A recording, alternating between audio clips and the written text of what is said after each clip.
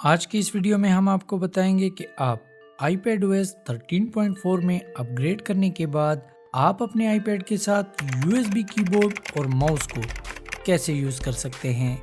iPadOS 13.4 का जो सबसे बड़ा फीचर है वो ये है कि अब आप अपने iPad के साथ किसी भी कंपनी का ब्लूटूथ माउस और ट्रैक पैड यूज़ कर सकते हैं।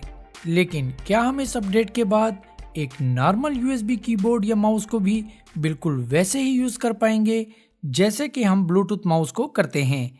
तो ये जानेंगे हम आज की इस वीडियो में। तो वीडियो शुरू करने से पहले मैं आपसे रिक्वेस्ट करूंगा कि अगर आप पहली मर्तबा हमारे चैनल पर आए हैं तो iOS और IT से रिलेटेड प्रोफेशनल वीडियोस देखने के लिए हमारे चैनल MZ लर्निंग को सब्सक्राइब कर लें और घंटी दबाना हरगिज़ न भूलिएगा।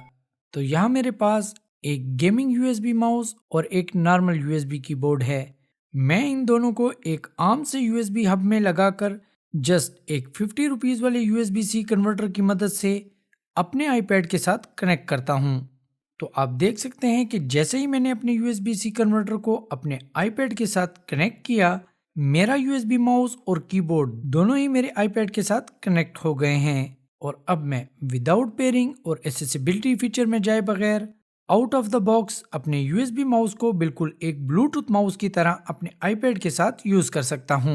तो यहाँ पे आप मेरे USB माउस का कर्सर देख सकते हैं और इसकी सबसे अच्छी बात यह है कि ये वाज़े नजर आने के लिए बैकग्राउंड कलर के साथ अपना कलर भी चेंज कर रहा है। जहाँ बैकग्राउंड बहुत डार्क है तो वहाँ पे ये लाइट हो जाता है और जहाँ पे बैकग्राउंड लाइट है वहाँ पे ये डार्क हो जाता है। अगर मैं इस कर्सर को किसी ऐप आइकन पे लेकर जाऊंगा तो वो आइकन हाईलाइट हो जाएगा और कर्सर उसमें गायब हो जाएगा। इसी तरह मैं डॉक पे पड़े हुए एप्लीकेशंस आइकन को भी अपने कर्सर की मदद से हाईलाइट कर सकता हूँ। अब अगर ये कर्सर मैं ऊपर डेट वाली जगह पे लेके जाता हूँ तो आप देख सकते हैं कि डेट हाईलाइट हो गई है और कर्सर उसमें गायब हो गया है।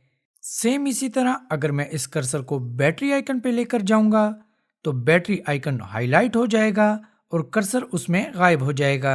याद रखिए कि डेट और बैटरी आइकन वाले एरिया को आप अपने माउस कर्सर से ही हाईलाइट कर सकते हैं। नॉर्मल फिंगर टच से आप इनको हाईलाइट नहीं कर सकते। अब आप अपनी किसी एप्लीकेशन को ओपन करने के लिए उस पे माउस कर्सर ले जाकर जस्ट एक सिंगल क्लिक करें, वो एप्लीकेशन ओपन हो जाएगी। अगर आप अपने माउस कर्सर को नीचे की तरफ लेकर जाएंगे तो आपको अपने iPad की डॉक मिलेगी, लेकिन अगर आप कर्सर को मुसलसल नीचे की तरफ पुश करेंगे तो ये आपको होम स्क्रीन पे ले जाएगा। चलिए एक दूसरी एप्लीकेशन को ओपन करते हैं। अब अगर आप किसी एप्लीकेशन में हैं और ऐप स्विचर में जाना चाहते हैं तो अपने माउस कर्सर को नीचे की तरफ लेकर आएं और जब ये इस लंबी बार में जज्ब हो जाए तो अपने माउस के क्लिक को प्रेस करके ऊपर की तरफ ड्रैग करें और छोड़ दें। आप ऐप स्विचर में आ जाएंगे। इसी तरह अगर आप नोटिफिकेशन एरिया में जाना चाहते हैं तो अपने माउस कर्सर को ऊपर की तरफ लेकर जाएं और फिर माउस के क्लिक बटन को प्रेस करके नीचे की तरफ ड्रैग करें।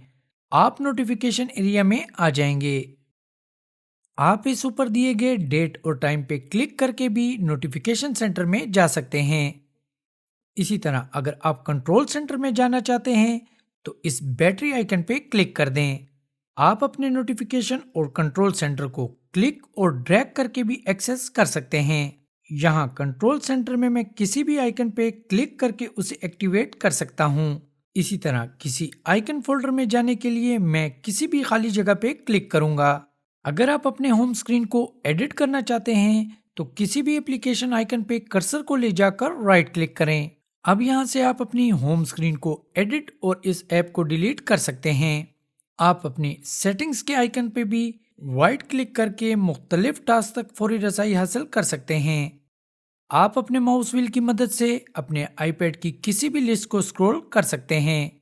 अगर आप चाहें तो अपने माउस की सेटिंग्स को भी कस्टमाइज कर सकते हैं। इसके लिए आप जर्नल में जाएं और इसके बाद ट्रैक पैड एंड माउस पे क्लिक कर दें। यहाँ पे आप अपने माउस की ट्रैकिंग स्पीड को चेंज कर सकते हैं। नेचुरल स्क्रॉलिंग को टर्न ऑफ करके अपनी स्क्रॉलिंग डायरेक्शन को चेंज कर सकते हैं। इवन अपने माउस क्लिक को यहाँ से एडजस्ट भी कर सकते हैं। अगर आप अपने माउस सेटिंग्स को मजीद कस्टमाइज करना चाहते हैं तो इस एक्सेसिबिलिटी पे क्लिक करें। अब थोड़ा नीचे की तरफ आकर पॉइंटर कंट्रोल पे क्लिक कर दें। यहाँ पे आप अपने माउस कर्सर के कंट्रास्ट को कम या ज्यादा कर सकते हैं। आपका माउस कर्सर ऑटोमेटिकली कितने टाइम बाद हाइड हो, उस टाइम को आप यहाँ पे एडजस्ट कर सकते हैं। अगर आप अपने माउस कर्सर का कलर चेंज करना चाहते हैं तो यहाँ से कर सकते हैं। यहाँ पे आप अपने माउस कर्सर के साइज को ज्यादा या कम कर सकते हैं। इस रेडियो बटन से आप अपने पॉइंटर एनिमेशन को ऑफ या ऑन कर सकते हैं। और लास्ट में यहाँ से आप अपनी स्क्रॉलिंग स्पीड को ज्यादा या कम कर सकते हैं। चलिए अब बात करते हैं यूएसबी कीबोर्ड की। तो हमारा यूएसबी कीबोर्ड भी हमारे यूएसबी माउस की तरह आउट ऑफ द बॉक्स काम कर रहा है। जस्ट आपने करना ये है कि आपने वो एप्लीकेशन ओपन करनी है जिसमें आप टाइप करना चाहते हैं और टाइपिंग शुरू कर देनी है।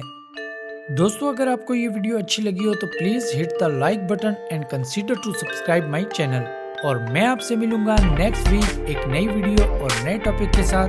तब तक के लिए इजाजत दीजिए, खुश रहिए और MZ लर्निंग देखते रहिए। Thank you so much for watching. Have a nice day.